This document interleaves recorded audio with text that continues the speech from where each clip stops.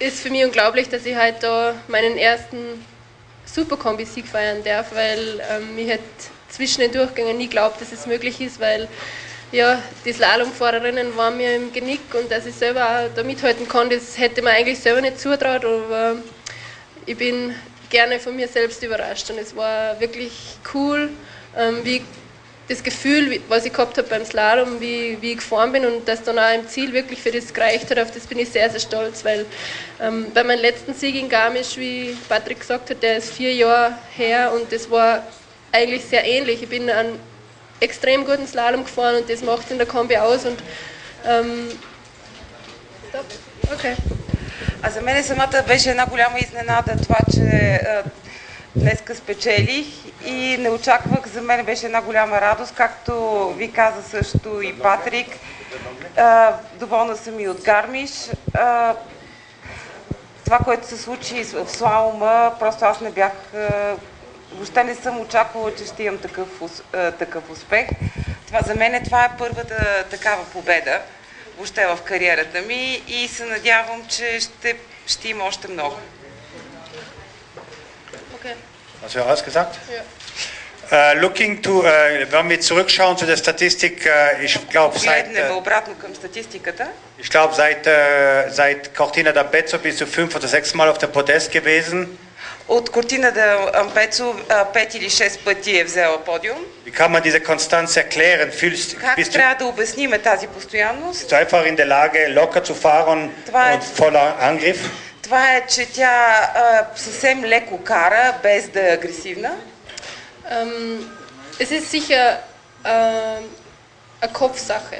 Може, най-вече аз си го обяснявам с главата си. Просто аз се изчиствам изцяло. Главата ми е празна преди да започна старт. Dass ich gut Skifahren kann, das weiß ich. Und всеки може да кара ски. Es ist für mich immer am Anfang der Saison schwierig, den Rhythmus der Rennen zu finden. Und за мен е трудно в началото да намеря ритъма на състезанието. Und vom Kopf her wirklich dann an dem Punkt zu sein. И всъщност тук е това, което се случва с разума. Ти трябва в главата ти трябва да се концентрираш. Eben an dem Punkt zu sein, die Leistung zu bringen im Rennen. Und irgendwann schaffe ich das im Laufe der Saison und ab dann habe ich das Gefühl, es kann mich nichts stoppen. И да получиш едно чувство, че не трябва да спираш, да получиш чувство, да се напаснеш на съответното състезание и да тръгнеш. Do we have question from the crowd, please? How do you, wie siehst du jetzt die nächsten Rennen? Ich meine, как виждаш последните състезания?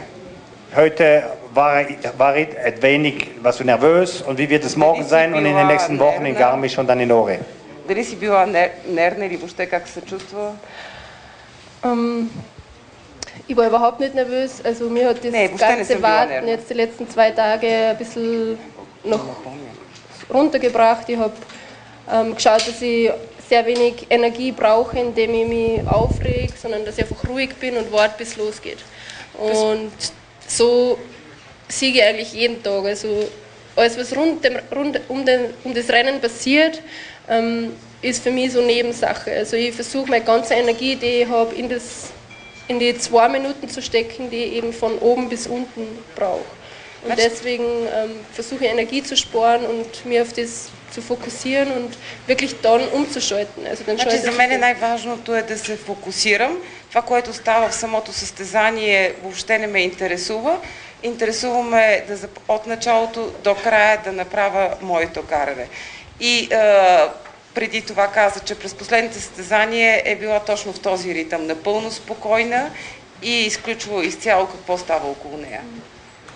Yes, we have a question here and then here.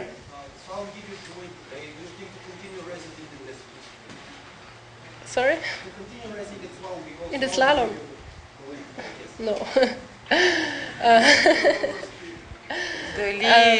Въпросът беше дали след днешната победа има намерение да продължи да се състезава в слалом и нейният отговор беше не.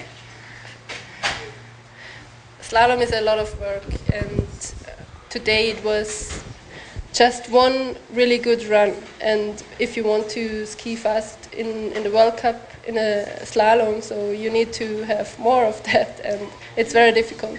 Значи, слалома изисква страшно много работа и ако искате да сте добри, вие трябва наистина да я постигнете и да продължите. Miss, yes? You said that we don't look at the others.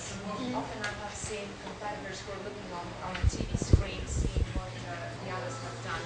Does it mean that you isolate yourself and you just think of your participation? And before you start, how much do you feel fear and how much do you feel excitement? And which prevails as you start? Значи въпросът беше дали тя се изолира преди старта и колко от това е страх на старта, дали се страх вълнението в сегмента.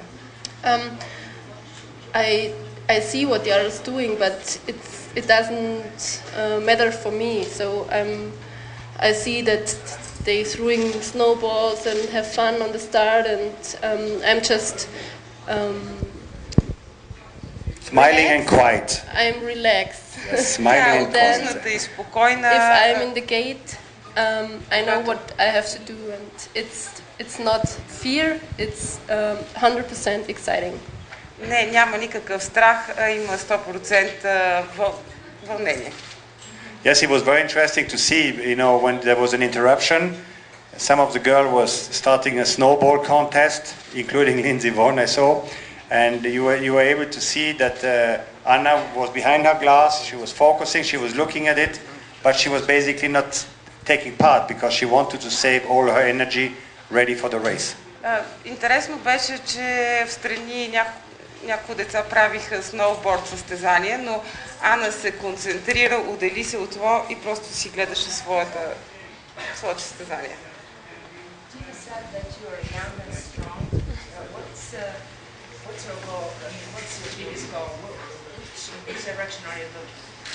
Тина ви каза, че сте млада и строга. В каква насока гледате? Каква ви е целта? Победа?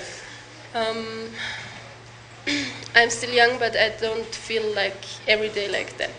So I'm also, after the World Champs, I was really tired because it was very, it was a lot of work for it, and so now my big goal is that I can reach Tina, but I don't know if I can. So I try to and want to show my best, and I like the fight between us because we are respecting ourselves, and so it's quiet.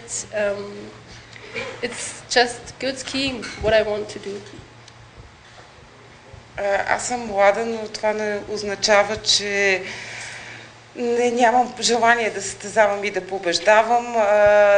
Тина е добра и ние сме конкуренция, но аз искам да карам добре, да направя силно каране и по този начин да я победя.